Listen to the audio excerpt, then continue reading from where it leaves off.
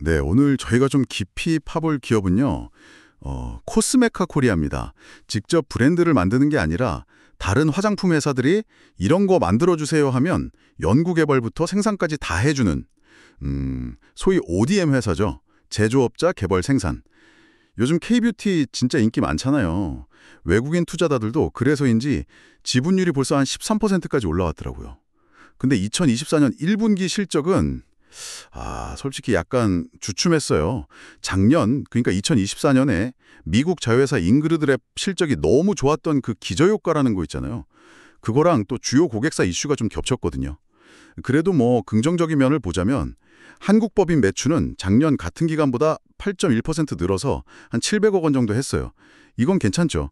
그리고 2분기부터는 주요 고객사 물량도 다시 좀 살아나고 특히 미국에서 K 인디 브랜드들 있잖아요.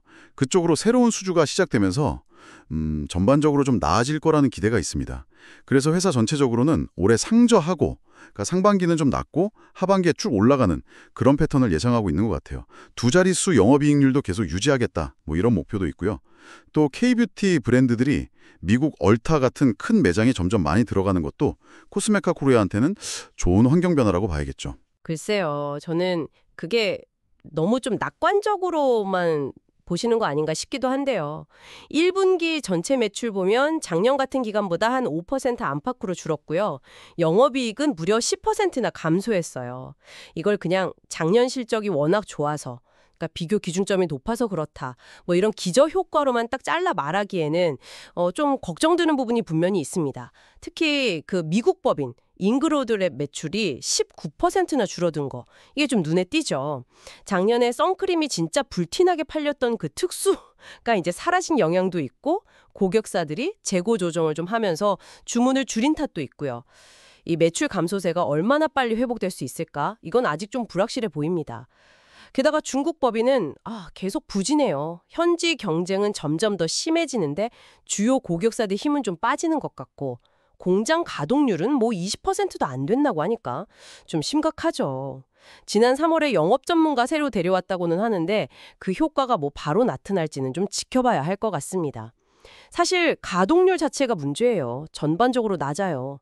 2024년 말 기준으로 보면 한국 공장이 35% 내외, 미국 토도화 공작은 25% 수준. 이게 뭐랄까 넓은 공장의 기계가 반도 안 돌아가고 있는 셈이잖아요. 생산 효율성을 진짜 빨리 높여야 하는 과제가 명확해 보입니다. 그리고 회사 스스로도 2분기 성장률, 그러니까 작년 동기 대비 요 Y로는 좀 보수적으로 보고 있다는 점도 짚고 넘어가야 할 것 같아요. 네. 말씀하신 그 우려들, 특히 미국 법인 매출 감소나 낮은 가동률은 당연히 해결해야 할 문제죠. 그럼에도 불구하고 우리가 좀 주목해야 할 핵심 성장 동력도 분명히 있지 않을까요? 예를 들면 미국 시장에 대한 집중 전략 같은 거요. 자회사인 잉글로드랩을 통해서 현지 고급 브랜드들, 또 요즘 뜨는 인디 브랜드들, 이런 쪽을 되게 적극적으로 공략하고 있잖아요. 그리고 그 OTC 선크림 경쟁력, 이것도 빼놓을 수 없죠. OTC가 오버 더 카운터, 그러니까 일반 의약품인데 미국은 선크림을 화장품이 아니라 이걸로 봐서 규제가 더 까다롭거든요. 근데 코스메카 코리아는 SPF 50 같은 높은 차단지수 기술력이 있으니까 2분기부터 미국향 K인디 브랜드 OTC 선크림 매출이 실제로 나오기 시작했어요. 하반기에 뭐 아마존 블랙 프라이데이나 이런 큰 쇼핑 시즌에는 더 큰 성과도 기대해 볼 만하지 않을까요? 그리고 또 하나, 하이드로겔 마스크. 이게 미국에서 그렇게 인기가 많대요.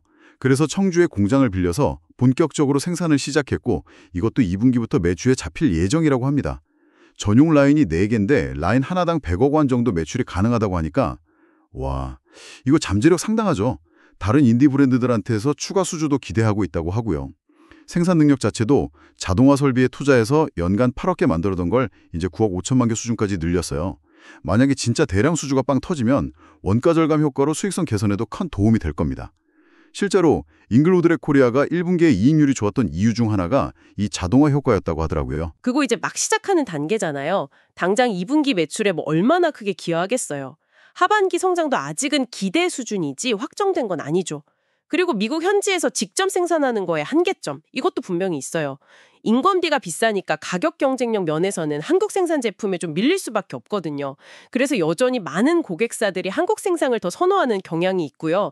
이걸 과연 극복하고 미국 현지 인디 브랜드를 제대로 공략할 수 있을지는 좀 의문입니다. 하이드로겔 마스크도 뭐 비슷합니다. 현재로서는 그 GP클럽 말고는 뭐 의미 있는 규모의 추가 수주 소식은 아직 안 들리잖아요. 하반기에는 정말로 눈에 딱 보이는 매출 성과가 나와줘야 잠재력 있다 이게 현실이 되는 거겠죠? 게다가 ODM 업계 전반적으로 지금 생산 단가 낮추란 압박이 엄청 거셉니다. 수익성을 지키려면 결국 대규모 물량을 따내거나 아니면 하이드로겔 마스크처럼 마진이 좋은 고부가 가치 제품 비중을 확 늘려야 하는데요. 요즘은 또 고객사가 용기 같은 포장재는 직접 구해오고 ODM사는 내용물만 만들어 채워주는 넌턴키 방식 비중이 늘고 있다고 하던데 이것도 전체 마진에는 좀 부정적인 영향을 줄 수 있거든요. 네, 그렇군요. 그럼 정리를 좀 해보면 코스메카 코리아는 2분기에 전분기 대비로는 성장세를 보일 가능성이 좀 있고 또 K뷰티가 미국 시장에서 계속 커가는 데 따른 수혜도 기대해 볼 수 있겠네요. 특히 그 OTC 선크림이랑 하이드로겔 마스크가 중요한 성장 동력이 될 잠재력을 가지고 있고요.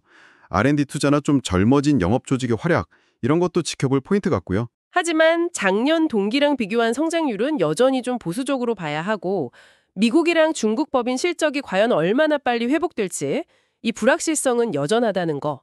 그리고 낮은 공장 가동률이랑 단가 압박이라는 리스크는 분명히 존재합니다. 결국 뭐랄까 단기적인 어려움이랑 중장기적인 성장 기회 사이에서 약간 줄타기를 하고 있는 모습이네요. 맞습니다. 단기적으로 좀 어렵긴 해도 K뷰티 성장세나 미국 시장 공략 같은 기회를 통해서 돌파구를 찾으려는 노력은 분명히 보이는 것 같아요. OTC 선크림이나 하이드로겔 마스크 같은 잠재력 있는 카드도 손에 쥐고 있고요.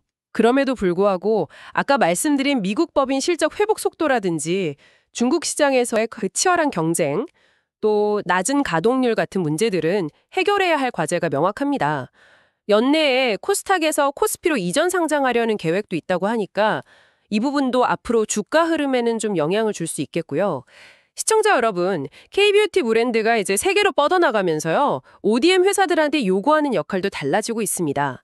단순히 제품만 잘 만들면 되는 게 아니라 이제는 뭐 미국 OTC 선크림 사례처럼 현지 규제에 전문적으로 대응하는 능력, 복잡한 물류를 해결하는 역량, 심지어 마케팅 지원까지도 중요해지고 있거든요. 코스메카 코리아가 과연 이런 시장의 복합적인 욕구에 얼마나 잘 부응해서 단순한 생산 파트너를 넘어서 글로벌 K뷰티 성공 파트너로서의 입지를 다질 수 있을지 이게 장기적인 성장을 가늠할 핵심 질문이 될 겁니다. 과연 이 변화의 파도를 성공적으로 탈 수 있을까요? 한 번쯤 생각해 보시면 흥미로울 것 같습니다.